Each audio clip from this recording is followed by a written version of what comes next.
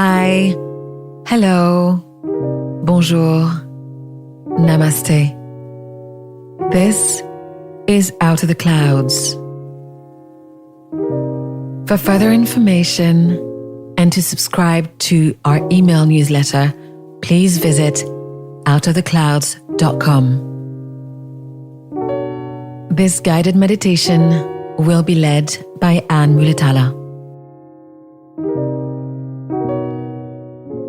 Today, we're going to be exploring mindfulness of thought, considered the third foundation of mindfulness.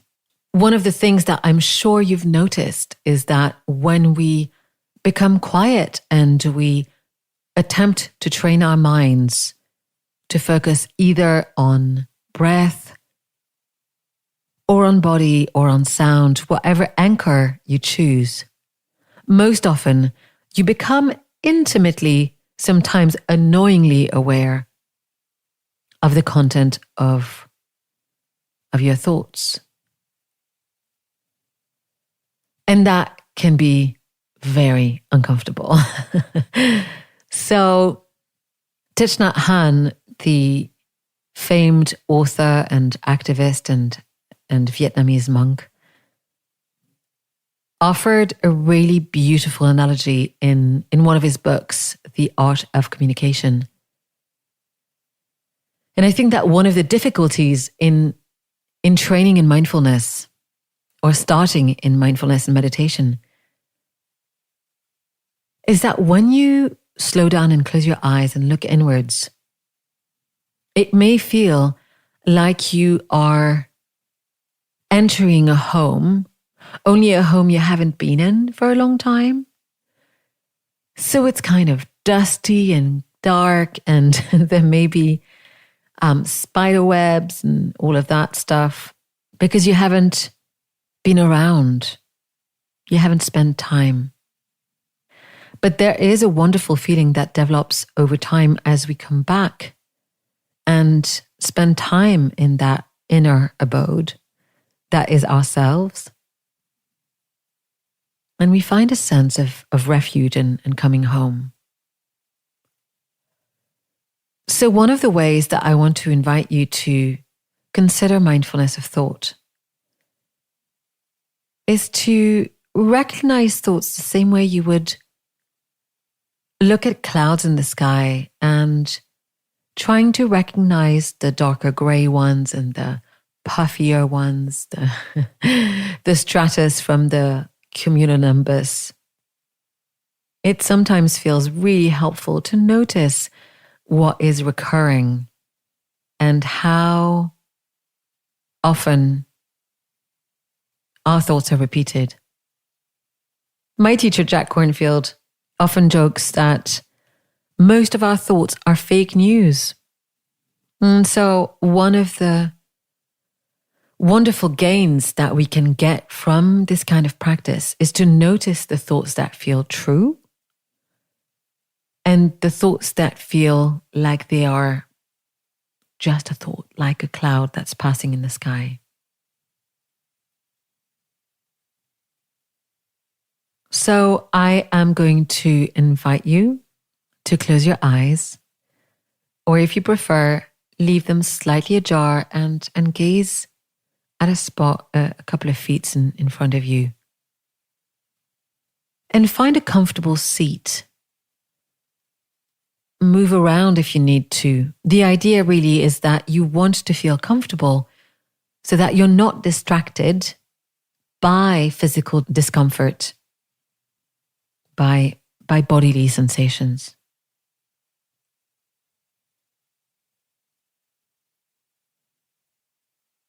And so let's take a few deep breaths in and out to get started.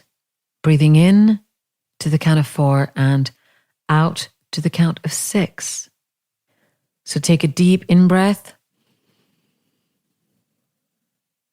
and out-breath. 2, 3, 4, 5, 6. Breathing in and breathing out. 2, 3, 4, 5, 6. Breathing in and breathing out. And with this out breath, feel a sense of landing here. And I'm going to ask you to inquire rapidly as to what state you're in. Just cultivating a sense of self-awareness.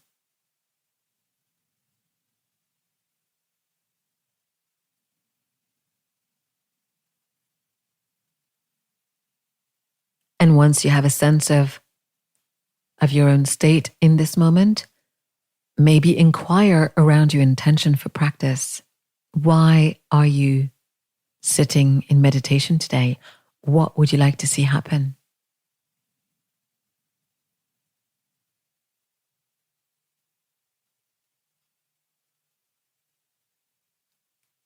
And now I'm going to invite you to feel a sense of connection to your breath,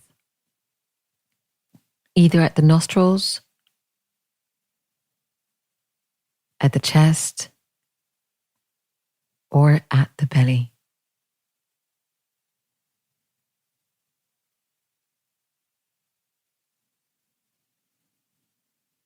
It's good to have an anchor, and if for any reason breath is not available to you, I'm going to invite you to let yourself feel anchored by the sounds inside and outside of you.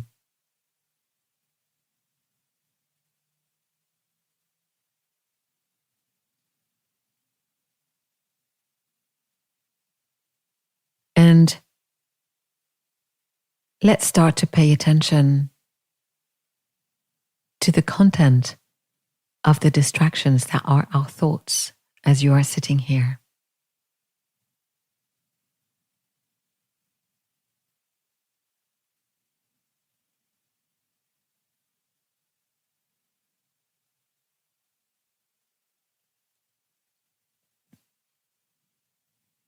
You may already have noticed that a lot of our thoughts are stories that we are telling ourselves.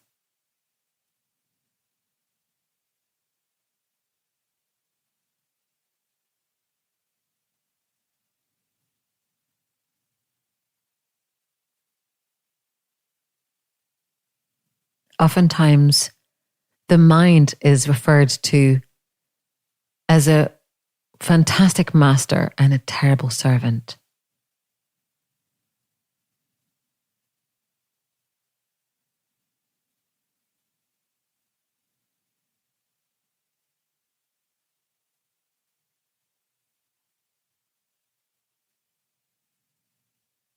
And you may notice thoughts like planning. I'm planning dinner. I'm planning my week. I'm thinking about work. Anxious thoughts about the future. Thoughts around self-worth or self-importance.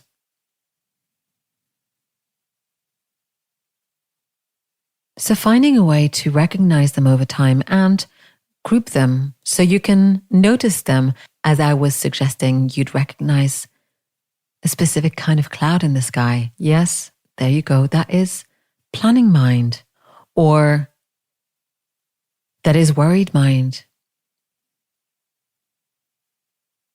Are you writing an email in your head as you listen to this? So just noticing and wherever possible over the course of your practice today and in the future, as I hope you will be continuing with this, recognizing the thoughts that belonged to a certain group. So you can find some distance between your experience in this moment and the thoughts you are having. You are not your thoughts.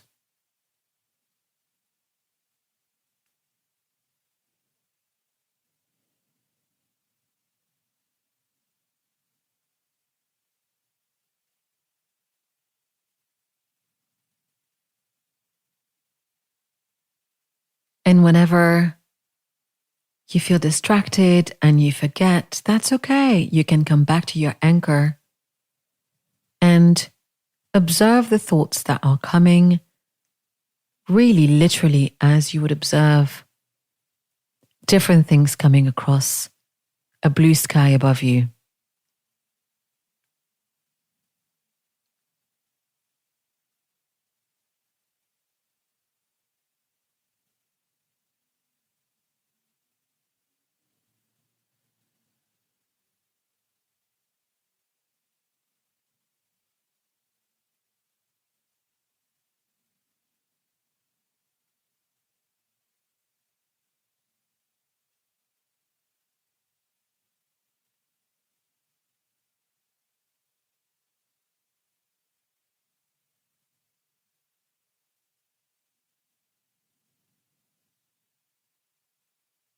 You may notice that we talk to ourselves a lot, and that's okay.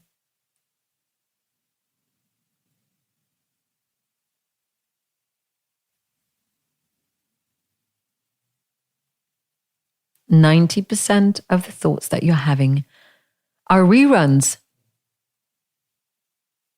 I once heard someone say, the mind creates thoughts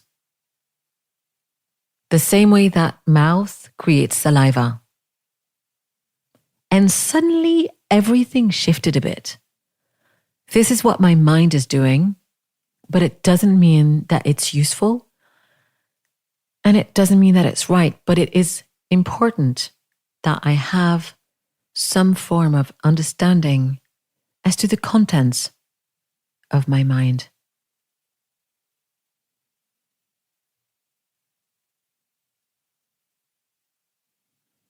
And remembering that whenever we get disconnected, whenever it feels hard, just coming back to this present moment and reconnecting to the original purpose and intention of sitting here in meditation. Naming your thoughts is a very skillful means. Planning, remembering, arguing, working, self-judgment, self-doubt. And you can see them and observe the thoughts and realize that there is a distance between your experience in this moment and those passing clouds in your sky.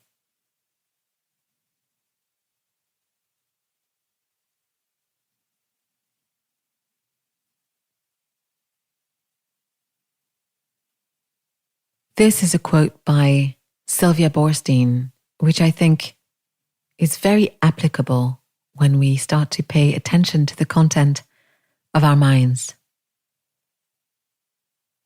Ultimately, it's not the stories that determine our choices, but the stories we continue to choose.